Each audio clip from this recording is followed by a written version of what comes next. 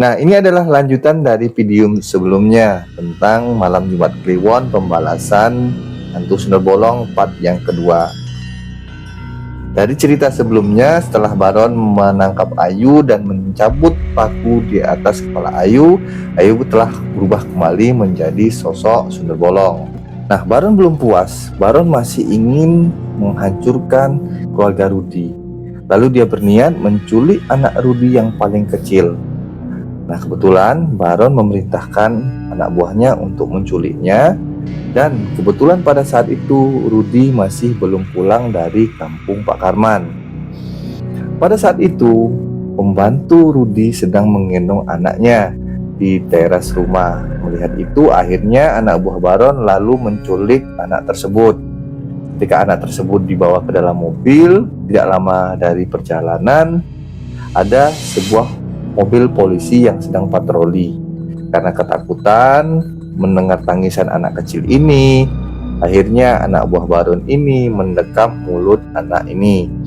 Tanpa sengaja, dekapan itu begitu keras sehingga anak kecil ini meninggal pada saat itu juga.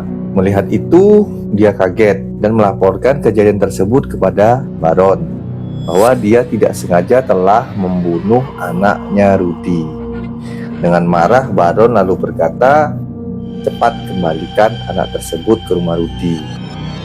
Keesokan harinya, ketika Rudi sudah sampai di rumah, dia melihat ada sebuah kotak di teras rumahnya. Dan setelah dibuka, ternyata isinya adalah mayat dari anak Rudi ini. Nah, pada saat acara pemakaman anak Rudi ini, ternyata pada malam hari muncullah sosok Ayu yang pada saat itu sudah menjadi Sundel Bolong. Dia berkata kepada Rudi, "Mas, aku akan membalas apa yang dilakukan oleh Baron dan antek-anteknya. Aku tidak terima telah diperlakukan seperti ini dan anakku telah dibunuh oleh antek-antek tersebut."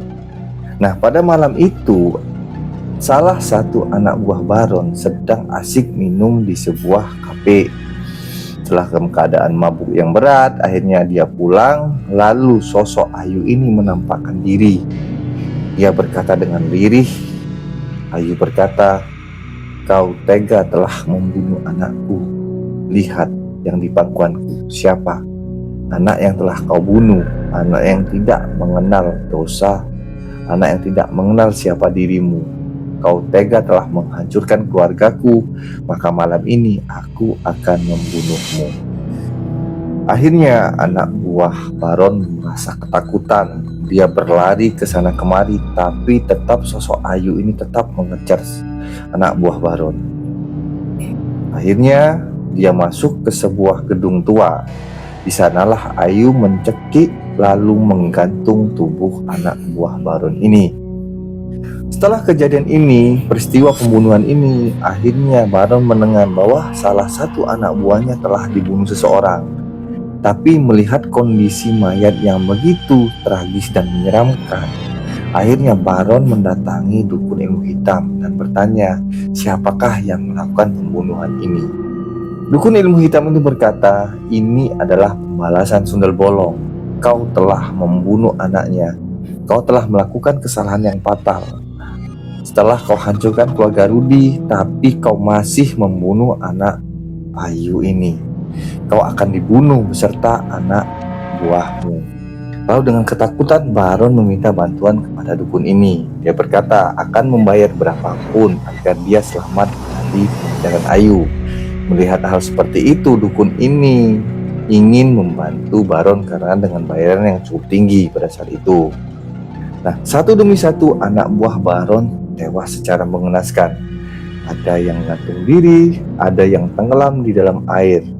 Tapi mendengar ini, Baron merasa ketakutan. Dia bingung apa yang harus dia lakukan. Nah, sekarang tinggal hanya menyisakan dua orang saja, dukun ilmu hitam dan Baron. Nah, pada saat malam yang sama, Ayu mendatangi dukun ilmu hitam ini. Merasa dukun ilmu hitam merasa punya ilmu yang cukup kuat, dia menantang Ayu bertarung satu lawan satu. Tapi karena Ayu ini sudah diliputi rasa dendam yang sangat mendalam dengan dukun ini, akhirnya rumah dukun ini dibakar oleh Ayu. Dia meniup lilin yang ada di sana dan jatuh ke lantai dan membakar rumah tersebut. Di dalam rumah terdengar suara teriakan dukun ini meminta tolong, tapi naas tidak ada satupun yang datang ke rumah tersebut karena rumah tersebut sangat jauh dari penduduk sekitar. Nah, melihat kejadian itu Baron sangat bingung. Tidak ada lagi tempat buat dia berlindung. Orang yang selama ini melindunginya telah tewas terbakar di rumahnya. Pada malam itu, Ayu mendatangi Baron sambil menggendong jenazah anaknya.